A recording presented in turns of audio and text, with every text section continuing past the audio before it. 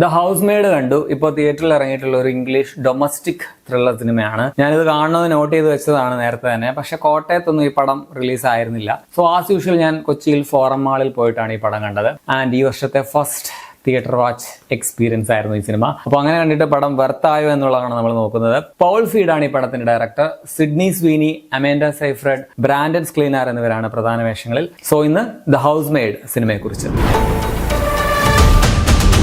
Milli എന്നൊരു യുവതി ഒരു ജോലി കിട്ടിയേ തീരൂ എന്നൊരു സാഹചര്യത്തിൽ അതിസമ്പന്നയായിട്ടുള്ള നീനയുടെ വീട്ടിൽ ഹൗസ് മെയ്ഡായിട്ട് ജോലിക്ക് എത്തുന്നതും തുടർന്ന് നടക്കുന്ന സംഭവങ്ങളുമാണ് ഈ സിനിമ പറയുന്നത്. ഫ്രീഡ മാക്ഫെഡന്റെ ഇതേ പേരിലുള്ള ബെസ്റ്റ് സെല്ലർ നോവലിന്റെ ചലച്ചിത്രാവിഷ്കാരമാണ് ഈ സിനിമ. ഒറ്റ വാക്കിൽ ഒരു വെർത്ത് വാച്ച് ആയിട്ടുള്ള നല്ലൊരു ത്രില്ലർ പടമാണ് ദ ഹൗസ് മെയ്ഡ്. എനിക്ക് പേഴ്സണലി വർക്കായ ഒരു പടമാണ്. പടം സൈക്കോളജിക്കൽ ത്രില്ലർ ആണ്, അതേസമയം കുറച്ച് കോമഡി അല്ലെങ്കിൽ ഡാർക്ക് കോമഡി സ്വഭാവമുള്ള ഒരു സിനിമയാണ്. ഇതിലൊരു സൈക്കോ ക്യാരക്ടർ ഉണ്ട്. ആ കഥാപാത്രം ചെയ്തൊക്കെ തിരിച്ചു കൊടുക്കുന്ന ഒരു സീൻ ബൂമറാങ് പോലെ എന്നൊക്കെ പറയില്ലേ, അത് ഭയങ്കര രസമുണ്ടായിരുന്നു. തിയേറ്ററിൽ നല്ല ചിരിയായിരുന്നു അതിനെന്ന് പറയാം. ഒരു കഥാപാത്രത്തിന് ഒരു വലിയ അപകടമൊക്കെ പറ്റിയിട്ട് നമുക്കത് കാണുമ്പോൾ വളരെ സന്തോഷം തോന്നുന്നത്, കേൾക്കുമ്പോൾ കുറച്ച് ക്രൂരതയായിട്ട് തോന്നുമെങ്കിലും പടം കാണുമ്പോൾ നിങ്ങൾക്കും അങ്ങനെ തന്നെ ഫീൽ ചെയ്യും. അത് ഭയങ്കര രസമുണ്ടായിരുന്നു. സോ അത് ഈ പടത്തിന്റെ ഒരു പോസിറ്റീവ് ആയിട്ട് പറയാം. പിന്നെ പടം വളരെ എൻഗേജിംഗ് ആണ്, ഫാസ്റ്റ് പേസിൽ പോകുന്ന ഒരു സിനിമയാണ്, അത്യാവശ്യം നല്ല ത്രില്ലിംഗുമാണ്. പടത്തിൽ കുറച്ച് ട്വിസ്റ്റ് ഒക്കെ ഉണ്ട്, ചിലതൊക്കെ നമുക്ക് ഊഹിക്കാൻ പറ്റുന്നതുമാണ്. പക്ഷെ ഇതിലൊരു മെയിൻ ട്വിസ്റ്റ് വരുമ്പോൾ ഷോക്കിനേക്കാൾ കൂടുതൽ നമുക്ക്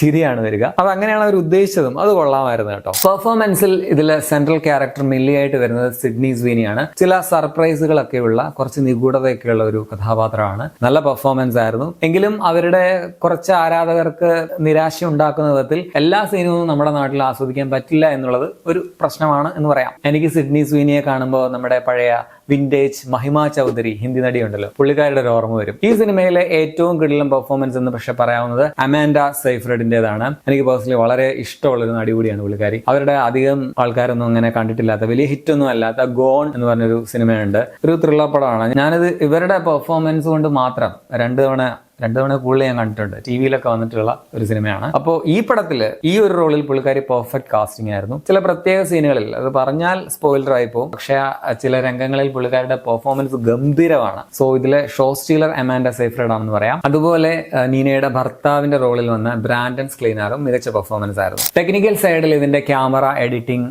ബാക്ക്ഗ്രൗണ്ട് സ്കോർ ഒക്കെ ഡീസന്റ് ആണ്. പ്രൊഡക്ഷൻ ഡിസൈനും കൊള്ളാം. പടത്തിൽ അത്യാവശ്യം നല്ല ട്വിസ്റ്റ് ഒക്കെ ഉണ്ടെങ്കിലും അത് റിവീൽ ചെയ്യുന്നതിന് മുമ്പേ നമുക്ക് ഊഹിക്കാൻ പറ്റുന്നുണ്ടെന്നുള്ളത് ഇതിന്റെ ഒരു നെഗറ്റീവായിട്ട് പറയാൻ പറ്റും. പിന്നെ വേറൊരു പ്രശ്നം എന്താണെന്ന് വെച്ചാൽ ഇതിന്റെ സെൻസർ കട്ടാണ്. കാരണം ഇതൊരു എ സർട്ടിഫിക്കറ്റ് കിട്ടിയ ഒരു പടമാണ്. വയലൻസ് സീൻസ് ഒക്കെ ഇവര് കട്ട് ചെയ്ത് അത്യാവശ്യം കാണിച്ചിട്ടുണ്ടെങ്കിലും ഇങ്ങനെ ഒരു അഡൽസോളി സർട്ടിഫിക്കറ്റ് കിട്ടിയ ഒരു പടത്തിലെ സെക്ഷുവൽ കണ്ടന്റ് ഒക്കെ അരോചകമായ രീതിയിൽ കട്ട് ചെയ്തിട്ടുണ്ട് എന്നുള്ളത് ഒരു നെഗറ്റീവായിട്ട് തോന്നി. സത്യത്തിൽ ഈ പടം ഒരു ഇറോട്ടിക് ത്രില്ലർ ആണെന്നും പറയാം. കഥയുടെ ബേസ് ലൈനിലൂടെ ഒരു സെക്സ് ഒഴുക്കുണ്ടെന്ന് പറയാം. പക്ഷെ ഇന്ത്യയിൽ എത്തിയപ്പോൾ സുനിതയുടെ ഭർത്താവ് ഓം പ്രകാശ് 18 വയസ്സ് മുതൽ ഖേനി ചവച്ചതുകൊണ്ട് പടം കട്ട് ചെയ്ത് ആർഷഭാരത സംസ്കാരത്തിന് ചേരുന്ന കുടുംബത്തിൽ പറഞ്ഞ ഒരു പടമാക്കി മാറ്റിയിട്ടുണ്ട്.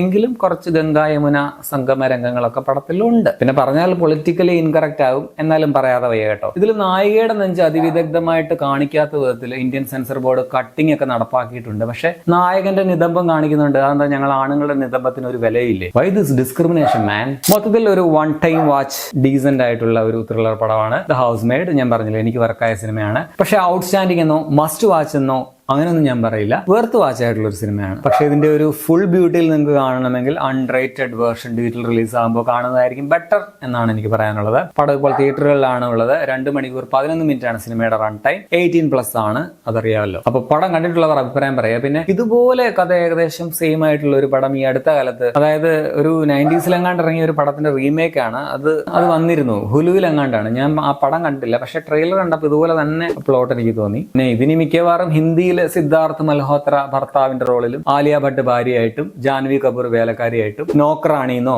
അല്ലെങ്കിൽ പതി പത്നി ഓർ നോക്രാണിന്നോ വല്ല പേര് വിട്ട് കുറെ പാട്ടൊക്കെ കുത്തിക്കയറ്റി, അതായത് സിദ്ധാർത്ഥ് മൽഹോത്ര നടുക്ക് നിർത്തി ആലിയയും ജാൻവിയും കൂടി ചുവപ്പ് നിറത്തിലുള്ള സാരിയിൽ ഞങ്ങൾ രണ്ടും ഡേഞ്ചർ ആണല്ലോ എന്നൊരു പാട്ടൊക്കെ ചേർത്ത് ഡാൻസ് ഒക്കെ ആയിട്ട് അധികം വയ്യാതെ വരുമായിരിക്കും.